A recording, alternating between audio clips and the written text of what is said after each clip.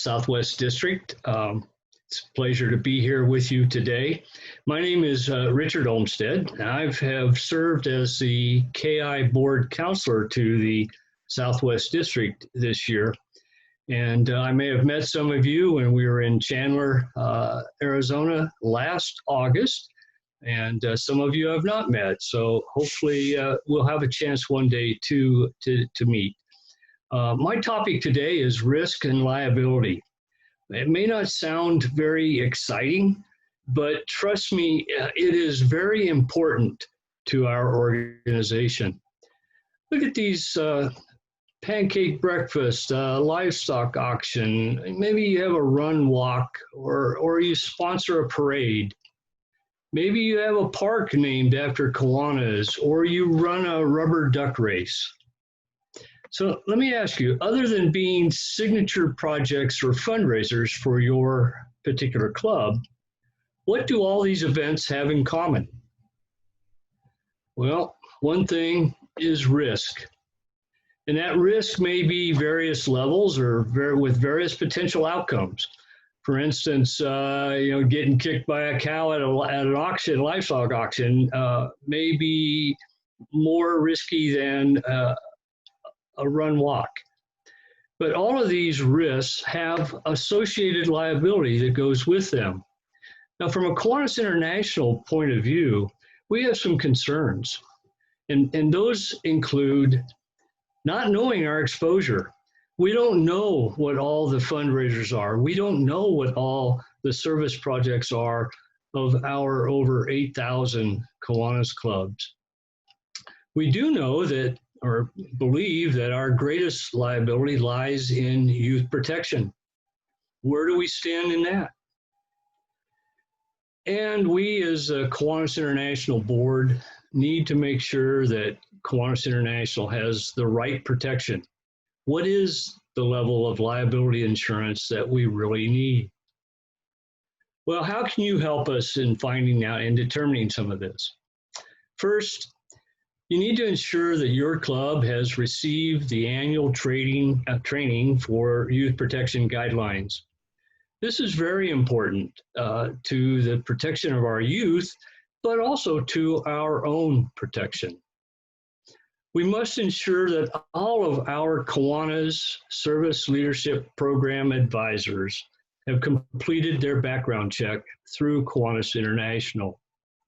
We have policies that cover these, and if we don't follow our own policies, and if something should happen, we do not have a very good foot to stand on. We also don't know, as I mentioned, all of the activities, service projects, fundraisers that around the world.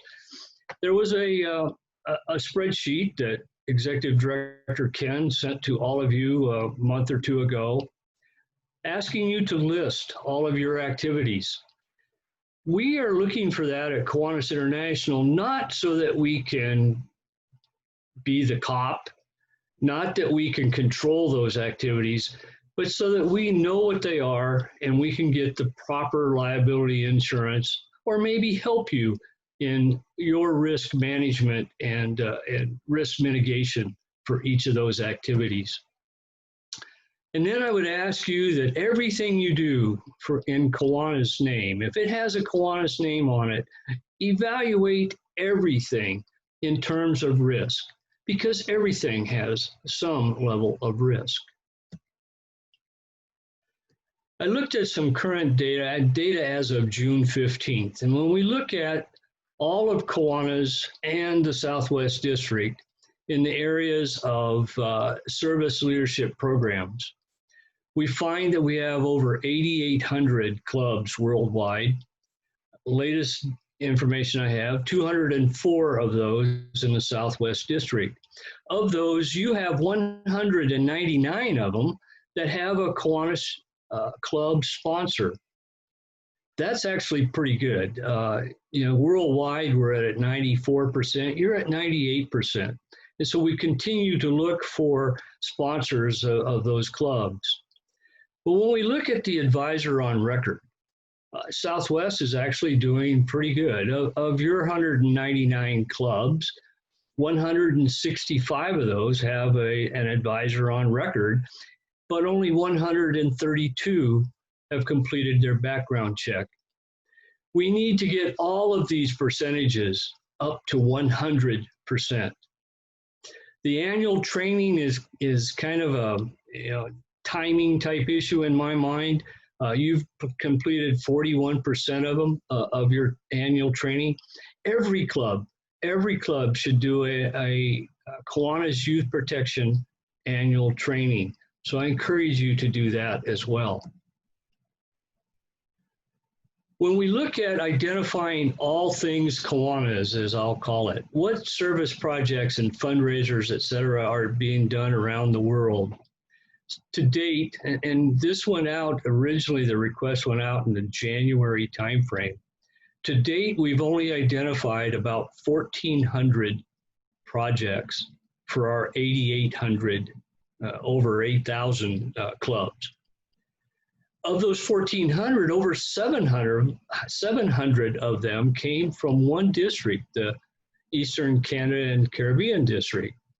They have 264 clubs, and they have listed over half the projects that we've identified so far. Southwest District has 110 on there for your 96 clubs.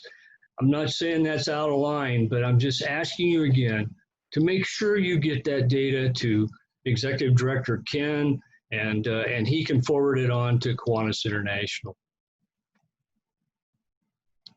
When we look at some resources, there's lots of people that you could call if you have any questions. First is David Kress. He's staff. He's KI Staff Counsel. There's his email, dkress@Kiwanis. Michelle Studi Campbell is our designated director of our Kiwanis Youth Programs that oversees our service leadership programs. You also have your district secretaries, your district executive directors, a big source of information and ways to find answers for you. And then the youth protection guidelines, I show the link here, but if you go to kiwanis.org and just do a search for risk management or a search for youth protection, you'll have a whole bunch of resources that pop up for you.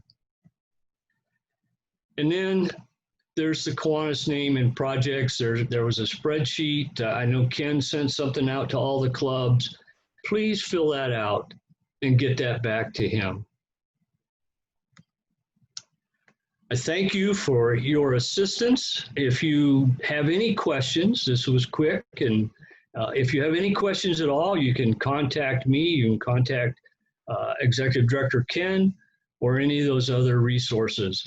I will ensure that Ken has this slideshow so that if you want it, you can have it as well. Thank you very much. It was my pleasure to be with you today.